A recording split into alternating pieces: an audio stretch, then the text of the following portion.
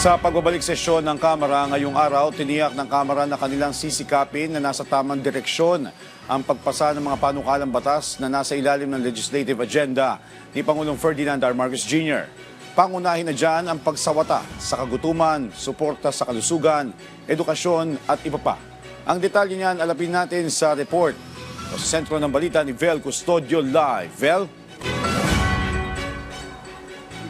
Joshua, sa pagbabalik ng sesyon ng Kamara ngayong Lunes, tiniyak ni House Majority Leader at Ilocos Norte Representative Sandro Marcos na pabibilisin at paiigtingin ng Kamara ang kanilang trabaho sa pamumuno ni House Speaker Faustino Bogie III.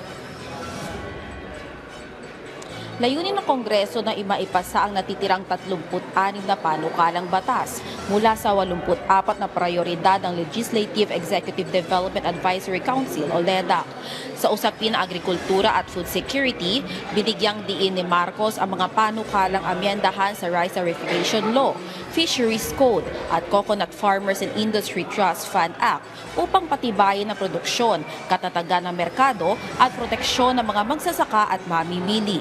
Sa sektor ng kalusugan, kabilang sa mga prioridad ang mga pag-amyenda sa Universal Healthcare Act upang mapalawak ang access, mapabuti ang serbisyong medikal at mas maging angkop sa tunay na kalagayan ng mga pasyente.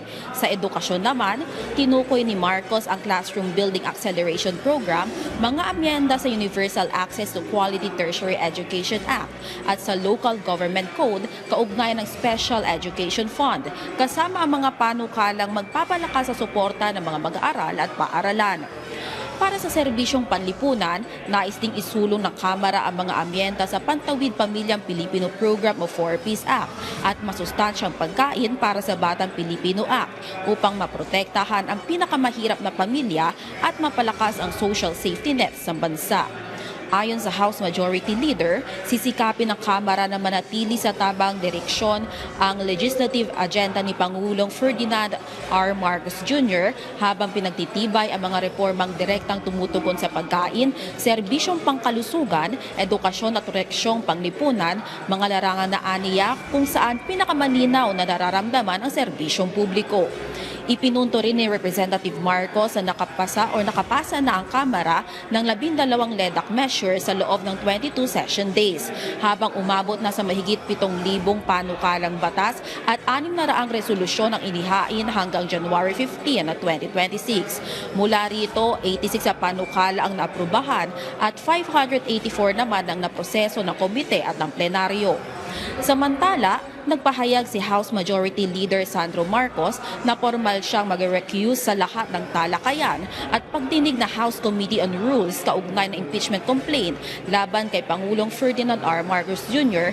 Batay sa inilabas niyang statement, ang kanyang desisyon ay para pangalagaan ang integridad ng Kamara, mapanatili ang kredibilidad ng mga proseso nito at maingatan ang tiwala ng publiko. Binigyan din niya na ang pagtalikod ay para tiyaking walang anumang duda sa pagiging patas at lehitimong proseso ng impeachment at manatiling nakatuon ito sa konstitusyon at sa batas.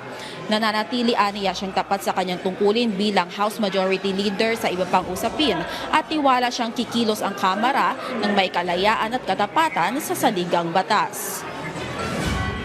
Joshua, mamayang alas 3 ng hapon naman inaasahang magsisimula ang unang sesyon ng 20th Congress. Balik sa iyo, Joshua. Maraming salamat, Vel Custodio.